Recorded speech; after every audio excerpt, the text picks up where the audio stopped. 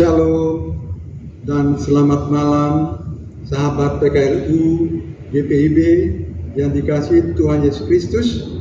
Kita berjumpa lagi dalam saya dan PKRU GPIB membaca Alkitab bersama. Renungan malam Senin 8 April 2024. Perkenalkan saya Robert Suradi, anggota PKRU GPIB Pancaran Kasih Depok.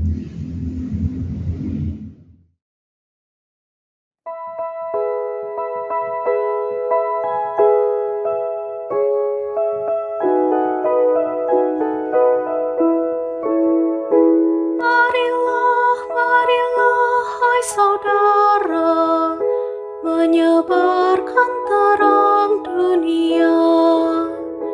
Banyak orang kemalangan menderita, diliputi kegelapan kemelut. Marilah, hai saudara, menyebarkan terang dunia. Tuhan Allah mengasihi dunia ini. Yesus Kristus menerangi yang gelap. Marilah, hai saudara, menyebarkan terang dunia.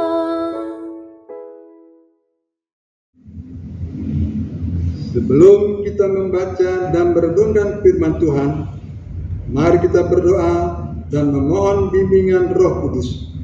Bapa kami yang bertahta di kerajaan surga, kami bersyukur dan berterima kasih kepadamu, ya Bapa, karena sudah menyertai kami dalam aktivitas dan plan kami dari pagi, siang, sore, hingga sampai pada malam ini. Dan pada malam ini kami hendak bersekutu untuk membaca dan merenungkan firman-Mu. Sertailah dengan Roh-Mu yang kudus. Amin.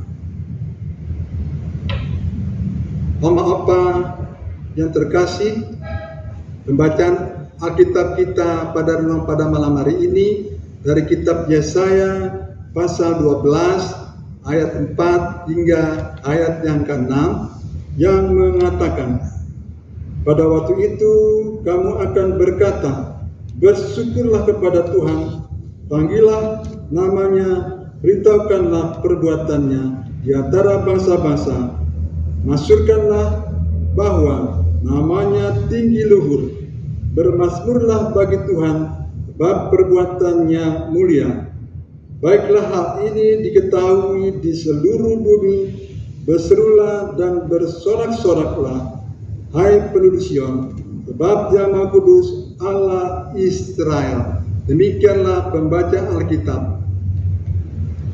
Opa Oma yang terkasih, tema renungan kita malam ini diutus Tuhan menjadi apologet dengan renungan bermazmurlah bagi Tuhan, sebab Ia telah melakukan perbuatan-perbuatan mulia. Baiklah hal ini diketahui di seluruh bumi.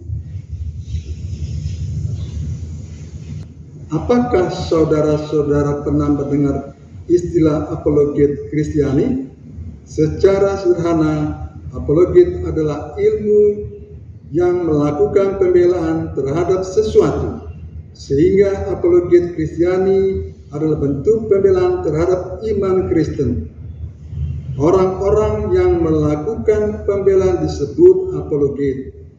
Baru-baru ini muncul beberapa apologet Kristen di media sosial yang viral karena melakukan pembelaan terhadap iman Kristen. Tentu muncul pro dan kontra. Bahkan dalam komunitas iman Kristen sendiri ada yang setuju, ada juga yang menolak dengan anggapan bahwa perdebatan antar agama seharusnya ada dalam ruang akademis. Setuju atau tidak, peran apologet sangat penting dan saudara diundang untuk menjadi perwata Injil. Bangsa Israel pasti sangat bersyukur atas karya keselamatan Allah dalam kemurahannya yang tidak pernah putus. Dahulu mereka telah dibebaskan dari tanah Mesir. Sekarang mereka bersiap untuk menerima pembebasan Tuhan dari tanah pembuangan. Tentu mereka harus bersyukur, memuliakan Tuhan melalui pujian dan mazmur. Namun hal itu tidak cukup. Sorak-sorai mereka harus terdengar pada semua bangsa di seluruh bumi. Itu adalah tanda pengutusan Tuhan kepada bangsa Israel, agar nama Tuhan yang penuh dengan kuasa dan mukjizat dikenal oleh bangsa-bangsa. Pujian dan mazmur bangsa Israel harus menjadi sebuah apologetik bagi seluruh bumi. Kita pun diutus Tuhan untuk menceritakan kebaikan dan keajaibannya dalam Sang Putra, Yesus Kristus. Bukan tugas kita membalas semua tudingan keliru atas iman Kristen. Kita tidak perlu membuka media sosial yang membalas setiap komentar dan merasa diri paling benar. Yang paling utama adalah menjadi para apologet di tengah keluarga, baik sebagai orang tua, orang muda, ataupun anak-anak. Mari beritakan kebaikan Tuhan melalui kelahiran, kematian, dan kebangkitan Tuhan Yesus. Demikianlah renungan kita pada malam hari ini.